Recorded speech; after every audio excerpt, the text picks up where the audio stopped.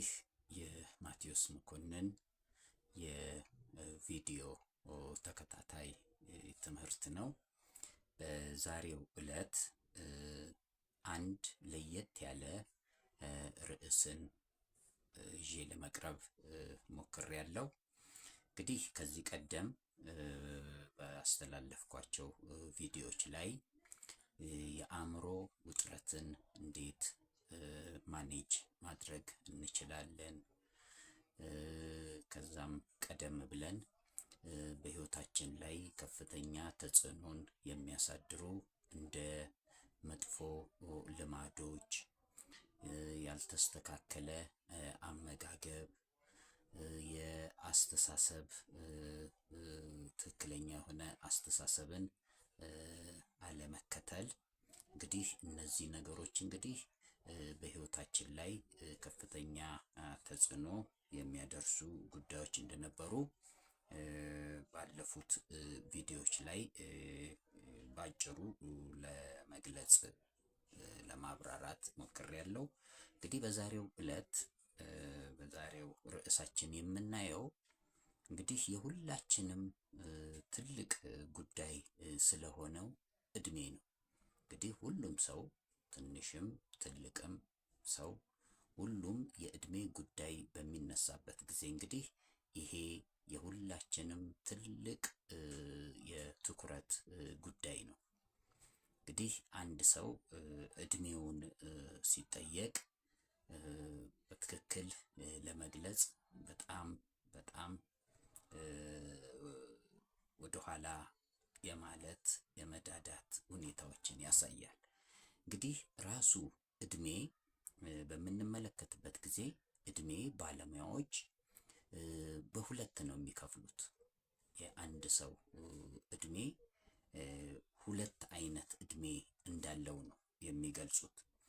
እነዚህ ሁለት እድሜዎች አንደኛው እና የመጀመሪያው ክሮኖሎጂካል ኤጅ ተብሎ የሚጠራውና ሁላችንም በየአመትን ተመርኩዘን የምንቆጥረው እድሜ ነው።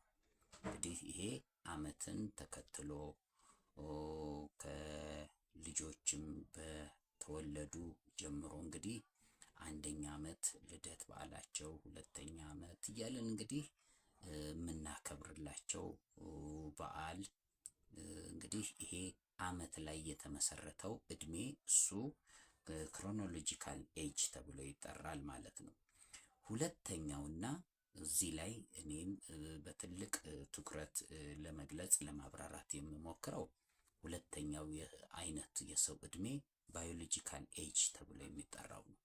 እንግዲህ ይሄ ባዮሎጂካል ኤጅ የሚባለው እንግዲህ እንደ ቀደም ብዬ እንደገለጽኩት እንደ ክሮኖሎጂካል ኤጅ በአመትን ጠብቆ የሚቆጠር ሳይሆን 10 አመት ሆነኝ፣ 15 አመት ሆነኝ፣ 40 አመት ሆነኝ፣ 50 አመት ሆነኝ እያልን አመት ቆጥረን የምንገልጸው ሳይሆን ይሄ ባዮሎጂካል ኤጅ የሴሎቻችን እድሜ ነው። ሰውነታችን፣ አካላችን ከሴሎች ከህዋሳት የተገነባ ነው። እነዚህ ህዋሳቶች ደግሞ የራሳቸው የሆነ ተፈጥረው አድገው የሚሞቱበት ደግሞ የራሳቸው የሆነ የህይወት ዑደት አላቸው።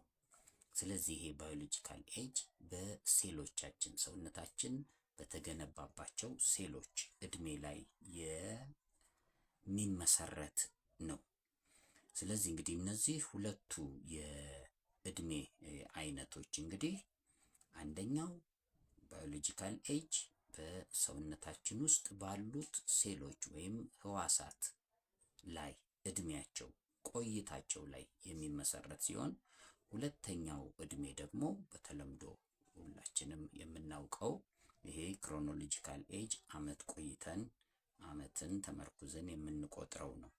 ስለሆነም እንግዲህ የአንድ ሰው ትክክለኛው እድሜ ሊገለጽ የሚገባው በባዮሎጂካል ኤጁ ነው ብለው ነው እንግዲህ ባለሙያዎች የሚገልጹት።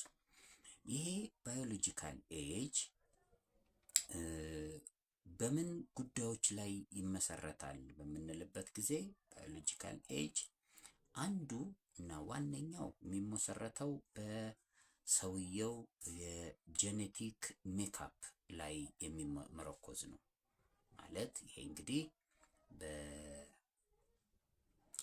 በተፈጥሮ በትውልድ ላይ የሚመሰረት ነው። ሁለተኛው ባዮሎጂካል ኤጅ የሚመረኮዘው ዲፔንድ የሚያደርገው እንግዲህ በአመጋገብ ላይ ነው፣ ዳይት ላይ ነው። እንግዲህ ቀደም ብዬ እኔ ማን ነኝ የሚለውን ዲፋይን ለማድረግ ስሞክር እንግዲህ እኔ አመጋገቤን፣ እኔ አስተሳሰቤን፣ እኔ ልማዴን እመስላለሁ። እኔን በትክክል ለመግለጽ ካስፈለገ እንግዲህ እነዚህን ሶስት ነገሮች ላይ በተመረኮዘ ሁኔታ እንግዲህ የኔን ህይወት ብንመረምረው እንግዲህ በዚሁ ላይ የተመሰረተ ነው፣ እነዚህ ሶስት ነገሮች ላይ። ስለሆነም ይሄ ባዮሎጂካል ኤጅ የምንለው እንግዲህ አንዱ የሚመረኮዘው በአመጋገባችን ላይ ነው። እንግዲህ ይሄ አመጋገባችን ጤናማ የተስተካከለ ካልሆነ፣ በተመጣጠነ መንገድ ሰውነታችንን የማንመግበው ከሆነ በሰውነታችን ውስጥ የሚገኙት ሴሎች እድገታቸው እንደገናም ደግሞ ይሞታሉ። ሴሎች ይፈጠራሉ፣ ይሞታሉ። ስለዚህ እነዚህ ሴሎች በሰውነታችን ውስጥ የሚገኙ ሴሎች የመሞት ፍጥነታቸው በጣም ይጨምራል ማለት ነው። እንግዲህ አንድ ሰው በሰውነት ውስጥ የሚገኙት ሴሎች በከፍተኛ ደረጃ እያለቁና እየሞቱ በሚመጡበት ጊዜ ሰውነት አካል ለእርጅና ይጋለጣል ማለት ነው። ስለዚህ ባዮሎጂካል ኤጅ በሁለተኛ ደረጃ ከጄኔቲክ ሜካፕ ቀጥሎ በአመጋገብ ላይ የተመረኮዘ ነው። ሶስተኛው ባዮሎጂካል ኤጅ በምንኖርበት አካባቢ ላይ ይመሰረታል። እንግዲህ ፊዚካል ኢንቫይሮንመንት ኢንክሉድስ ዌር ዩ ሊቭ ወርክ ኤንድ ስፔንድ ሞስት ኦፍ ዮር ታይም በሚለው ይገልጸዋል። ይህ እንግዲህ ከባቢያዊ የምንኖርበት አካባቢ እንግዲህ ስራችንን፣ ጊዜያችንን አብዛኛውን ጊዜ የምናጠፋበት ስፍራዎች፣ እነዚህ ነገሮች ሁሉ ፊዚካል ኢንቫይሮንመንት ብለን የምንገልጻቸው ናቸው። ይሄ የምንኖርበት አካባቢ ለኑሮ ተስማሚና ምቹ ካልሆነ አሁንም ባዮሎጂካል ኤጃችንን አፌክት ያደርገዋል ማለት ነው። ስለሆነም እንግዲህ ይሄ ከሁለቱ የእድሜ አይነቶች እንግዲህ ትልቅ ትኩረት ልንሰጠው የሚገባው ለባዮሎጂካል ኤጃችን ሊሆን ይገባል ብለናል። ስለዚህ ይሄንን ባዮሎጂካል ኤጅ እንዲሻሻል ምን ምን ማድረግ ይገባናል በምንልበት ጊዜ አንዱ አካላችን ሁል ጊዜ እንቅስቃሴን ይፈልጋል፣ አይድል መሆን የለበትም። ስለዚህ አንዱ ባዮሎጂካል ኤጅን አፌክት ከሚያደርጉት ነገሮች ኤክሰርሳይዝ ነው። እንግዲህ ሁል ጊዜ በእንቅስቃሴ አካላዊ እንቅስቃሴዎችን ማድረግ በሰውነታችን ውስጥ የሚገኙት ሴሎች አክቲቭ ሆነው እንዲቆዩ ያደርጋሉ። የተመገብነውም ምግብ በሚገባ እንዲፈጭና እንዲብላላ ወደ ሴሎቻችንን በሚገባ እንዲደርስ እንግዲህ ኤክሰርሳይዝ በጣም ትልቅ አስተዋጽኦ አለው። ሌላው ባዮሎጂካል ኤጅ ዲፔንድ የሚያደርገው እንግዲህ በበቂ እንቅልፍ ማግኘት ነው።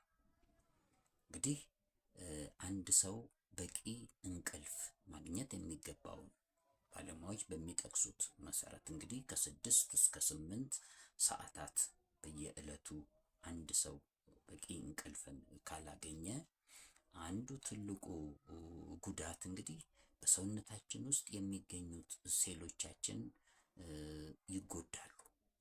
የሴሎች በሰውነት ውስጥ ማለቅ፣ መሞት ይከሰታል ማለት ነው። እንግዲህ በዚህም መንስኤነት እንግዲህ እድሜያችንም በዛው ልክ በሰውነታችን ውስጥ ያሉ ሴሎች በሚያልቁበት ጊዜ በቂ እንቅልፍ ካለማግኘት የተነሳ እንግዲህ ይሄ እርጅና የምንለው እንግዲህ በጣም በከፍተኛ ደረጃ ይፋጠናል ማለት ነው። ስለሆነም እንግዲህ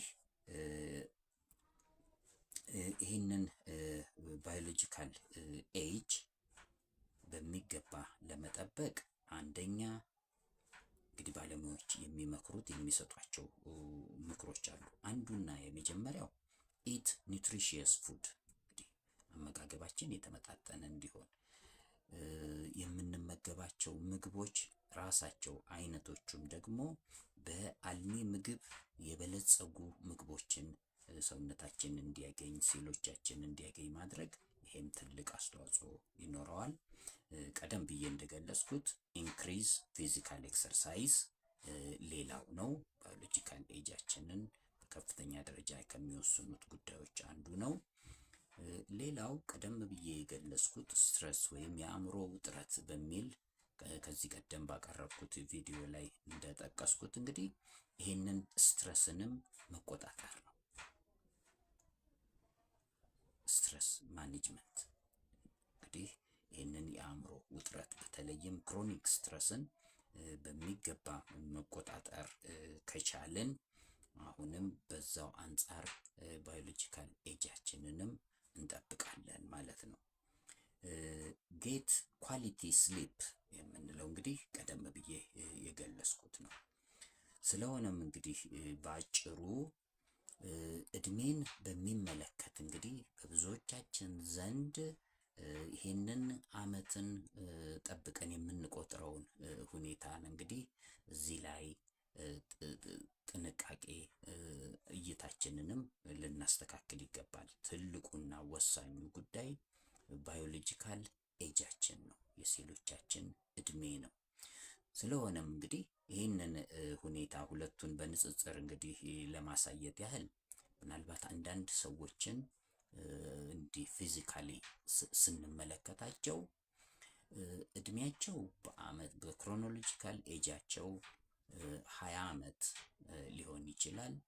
ነገር ግን ባዮሎጂካል ኤጃቸውን ደግሞ በምንመረምርበት ጊዜ ምናልባት እነዚህ ሰዎች የ42 ዓመት የ45 ዓመት ጎልማሳ መስለው ይታያሉ።